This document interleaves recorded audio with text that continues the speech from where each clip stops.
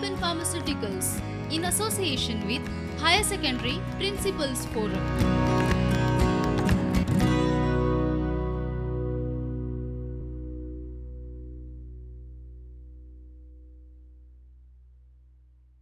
Good morning, students. My name is Ms. Vishakha Veluskar and I'm a teacher at St.Xaviers High Secondary School. Today, we're going to study a lesson, but before we begin with our lesson, I want you to look at the slide. You need to identify these famous people that I'm going to project. I'm sure you may have identified them. The first one is Oprah Winfrey. The second person is MS Dhoni. The third person is Walt Disney. And the fourth lady in the picture is Kalpana Chawla. Yes, these are some of the well-known people who have had a dream for themselves and aspired to be great people that we know of them today. These people have worked really hard. They have fought all the odds that they can think of to emerge victorious. It's a dream that they harbored when they were a child, and they allowed themselves to grow in leaps and bounds to accomplish their goal. It was a dream that defined them. It was a dream that helped them live their life to the fullest and accomplish the impossible. But what if this idea of dream is taken a bit too far? What if, while accomplishing our dream, we forget that there is a reality that we need to embrace and not just merely fantasize about the dream? So today, we are going to study a lesson called Going Places by A.R. Barton. Before we go any further, we need to know about the author. A.R. Barton is a modern writer who lives in Zurich and writes in English on contemporary problems and issues.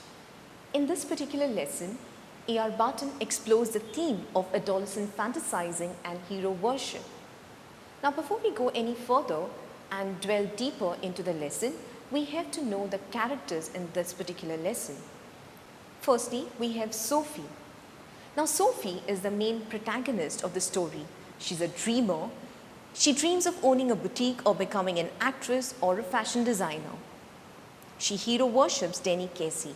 She's so engrossed in her dreams that she forgets that she lives a very simple life, a life where she has to toil hard and help her family. She's mocked by her family for her dreams, and all the more so because her dreams are unrealistic according to her family members.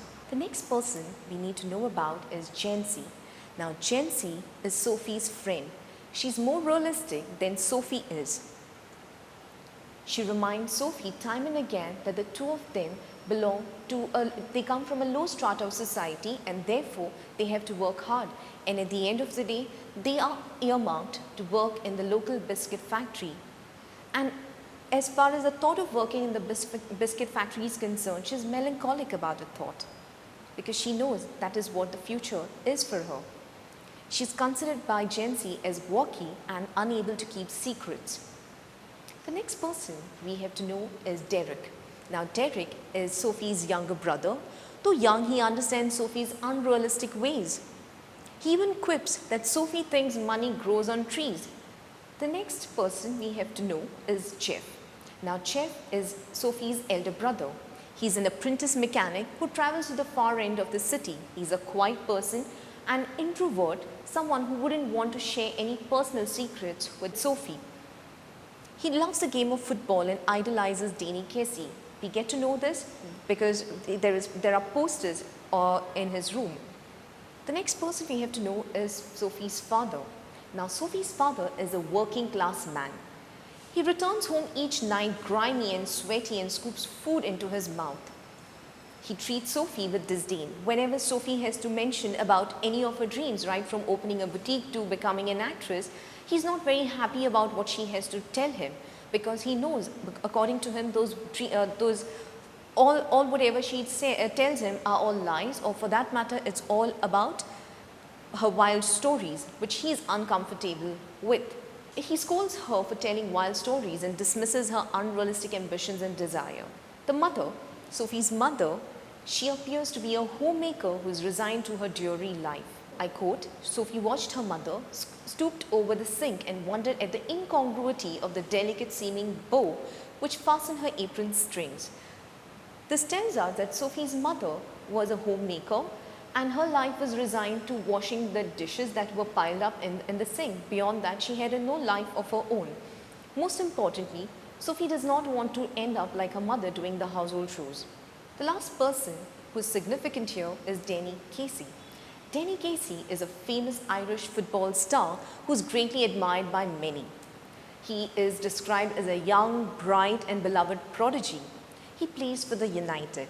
He is adored by not only the likes of the people but also Sophie and her family, because weekly they visit the local stadium to watch the United play.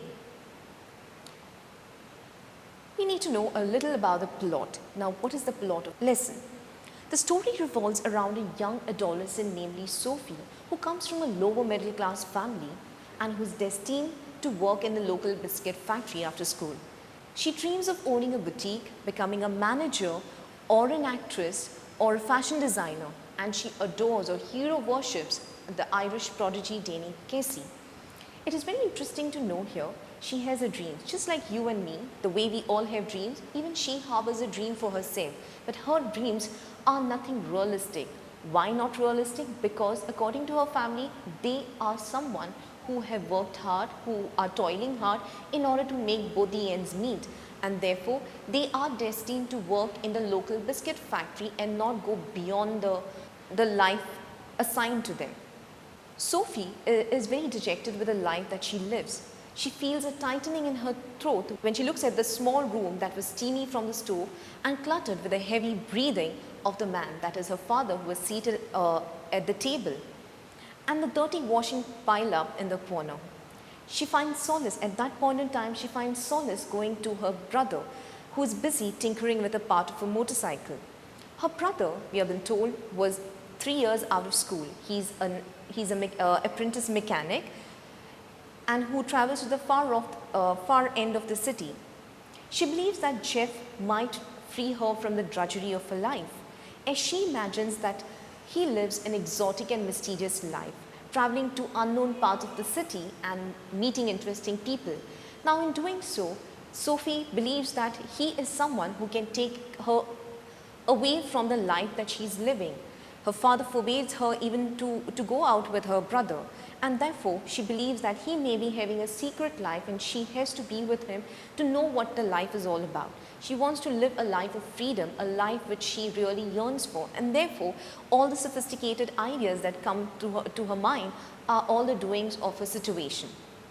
And therefore, to impress Jeff, what she does, she tells him that she met Danny Casey at the arcade, which he doesn't believe in, and asks her to describe how he looks. Now, usually as teenagers, we usually have the habit of imagining things, blowing things out of proportion, telling things in exaggerated manner. The same way, even very innocently, Sophie did the same thing. Jeff tells the same thing to the father, that Sophie met Danny Casey, but her father is indifferent to the news disclosed. Why? Because he knows his daughter is habituated in telling stories. Both the father and son continue to discuss Danny Casey and his sporting ability. In order to draw their attention, she joins in the conversation and she announces that he is going to buy a shop, a dream which she personally harbors. The father dismisses Sophie's story, calling it this another of your wild stories. Now, he does know that she is not speaking the truth. Knowing her brother doesn't believe her story, she tells her brother that Danny Casey has asked her out on a date. She tells her brother to promise not to tell anyone. However, unfortunately for her, she is disappointed to be questioned by her friend Jency at the end of the game. After the game, a weekly ritual, a weekly pilgrimage to watch the United play, the family visits, and that is supposed to be the happiest time in their life. They enjoy and return back. On their way back, Jency questions her as to what is the story about Danny Casey and her. And in order to cover up, she feigns that she does not know anything.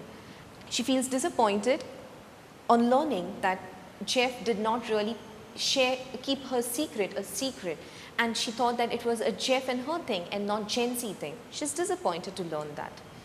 She's afraid that Jency would disclose the secret to the entire neighborhood and was afraid a row would ensue at home if her father gets to know of her lie. On the night she said that they would meet, Sophie walks along the canal canal, waits on a bench beneath a solitary elm for Denny Casey, seemingly believing that he might appear. She comes to terms with the reality, but is afraid to tell her family. As she walks back to her dismal life, Sophie sees her father's bicycle near the pub and she retreats back again to fantasy, imagining Denny Casey scoring a goal in front of a roaring crowd. In this fantasy, Casey is much like Sophie, no taller and no bolder than she is. Here the reader almost believes that Sophie has met Denny Casey, but realizes that only time she actually sees him was at the games, where he enthralls the crowd with his crisp goals. Now the entire story tells you about how the situation is with Sophie. Sophie lives in a make-believe world. The moment we are unhappy with our lives, the moment we think that life is dull, we tend to escape from reality. And here she does the same thing. She escapes away from the harsh reality of her life by imagining a life that she would want to have. Let us see what the themes are. The first theme is fantasy versus reality. The entire narrative of going places is based on the premise of fantasy. Day in and day out, Sophie fantasizes owning a boutique, becoming an actress, becoming a manager, or for that matter, becoming a fashion designer like Mary Kwan. And she wants to be a successful one, something that the whole town, the whole city would look up to. She's full of unrealistic dreams for herself and for her future. She talks to her friend about owning a boutique time and again. She tells her brother Jeff of meeting Denny Casey. She lives in a make-believe world where she dreams of a luxurious life, and therefore anything and everything that she would want to do has to be a bit of sophisticated. She wants to escape from the dreary reality of a working class life, where her father mentions that if she ever comes into money, she has to buy them a decent house to live in. The priority of the house was not of having a luxurious life, but for them the priority then was to own a house which was decent enough. If you pay attention closely to Sophie's family, they come from a lower middle class family. How do we know that Sophie comes from a lower middle class family? Firstly, Jeff works as an apprentice mechanic, nothing fancy about it. Secondly, the father, at the end of the day, after working very hard, the grime and sweat onto his face, he has a blue collar job, that is evident. Thirdly, we know that at the end of the school, they are supposed to be part of the local biscuit factory and be working there. However, this is something what she does not want for her life. All these points, even the house which was very small and cramped up, where there are 30 piles lined up, all indicates that they belong to a lower middle class family, something that she is not very comfortable about. And therefore, because of her dreams and ambition, there is always a conflict between the ambition and the personality. Her ambition and personality are always at odds with her family's expectation of her. Her family wants her to be serious, to take life seriously and not to daydream or fantasize about things. Her family wants her to embrace and accept reality and think realistically. The reality was they were from a lower middle class family and the priority for them was earning enough to fend for themselves. And as a teenager, she has her dreams and aspirations. However, it does not match with her family's requirements. By and large, we notice right from Jeff is not as much. However, Derek, the father, usually mocks her for the dream that she harbors. There is a constant conflict between who she wants to be and who her family wants her to be. There is a constant conflict between the family's expectation for her and her own expectation for herself. And therefore, this plays up on the class struggle, the socio-economic background that we find that she is a part of. Coming from a lower middle class family really does not help her, but only makes the situation worse for her. Knowing that she comes from a working class background and she's earmarked to work for the local biscuit factory, what she does, all she has to do is not have ambition, and that's exactly what her father tries to tell her. Her father tries to explain to her that she has to be realistic and not harbor dreams which are beyond their reach, because as people who would want to just have simple food at the end of the day on their table in front of them, and therefore there is a constant clash between the socio-economic background, the class that she comes from, and the ambition that she harbors. The ambition that she harbors belongs to the elite class, something like being a fashion designer to a manager, or for that matter even being an actress, is something high profile. However, in her situation it is next to impossible. All it requires is money, money that she does not own, or money that would take her years to accumulate. And knowing that she comes from a working class background and they are earmarked to work for the local biscuit factory, it is very difficult for her to come to terms with the reality that she is not willing to accept and move ahead with. More so, gender is also an important theme to look at. Gender simply because she imagines that she has to be something very feminine, right from being a fashion designer to an actress, or for that matter even someone who would own a boutique. These are very feminine jobs that any women during that time would want to take up. And therefore, she wants to be something what her mother isn't. Her mother is someone who is bound by the four walls of her household and someone who is totally into the household chores. She wouldn't want to be someone like her mother, and therefore the gender roles are very much specific and very profound. Firstly, Jeff is someone who is into a masculine role, that is someone who is a mechanic apprentice, and a standard job that any person would take up. Now let us see what the questions are. Now the questions would highlight in section D of under question number 9, and you would be tested for 2 marks. The first question: what were Sophie's dreams regarding her future in the story Going Places? Now Sophie dreamt of owning a boutique, or becoming a manager, or becoming an actress. These were her dreams for her future in the story Going Places. The second one: where was it most likely that the two girls would find work after school? Now the two girls, Jency and Sophie, both were earmarked to work in the local biscuit factory, and that is where they were destined to work after school. What were the options that Sophie was dreaming of? As discussed earlier, the dreams that she harbored and the options that she was dreaming of were the same. Firstly, she always wanted to own a boutique, or become a manager, or an actress, or a fashion designer, something that would be more sophisticated for her taste. Why does Jency discourage her from having unrealistic dreams?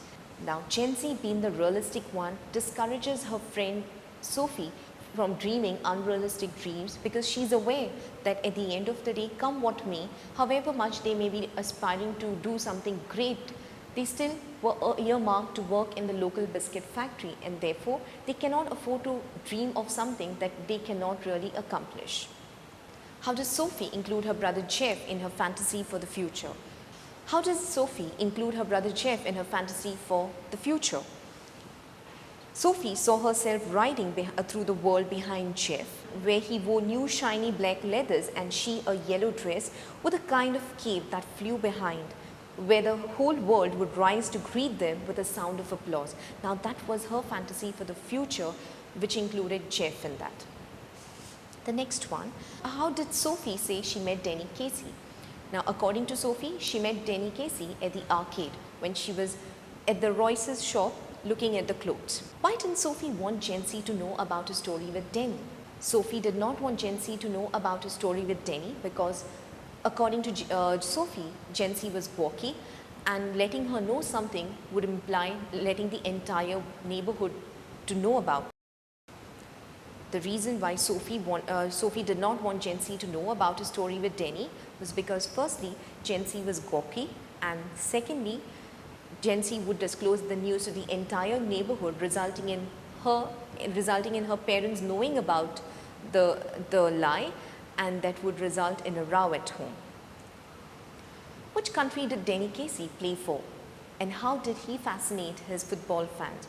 Now Danny Casey played for Ireland and for the team United.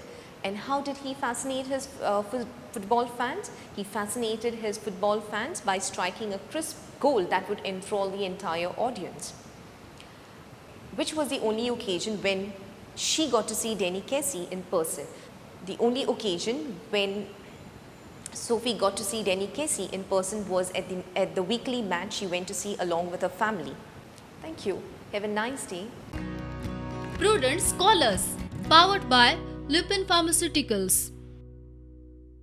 अब आपकी सुरक्षा आपके हाथों में। ल्यूपी safe hand sanitiser, आपका और Chennai super Kings का first line of defence. अब आपकी सुरक्षा आपके हाथों में। ल्यूपी सेफ हैंड सैनिटाइजर, आपका और चेन्नई सुपर किंग्स का फर्स्ट लाइन ऑफ डिफेंस। अब आपकी सुरक्षा आपके हाथों में। ल्यूपी सेफ हैंड सैनिटाइजर, आपका और चेन्नई सुपर किंग्स का फर्स्ट लाइन ऑफ डिफेंस।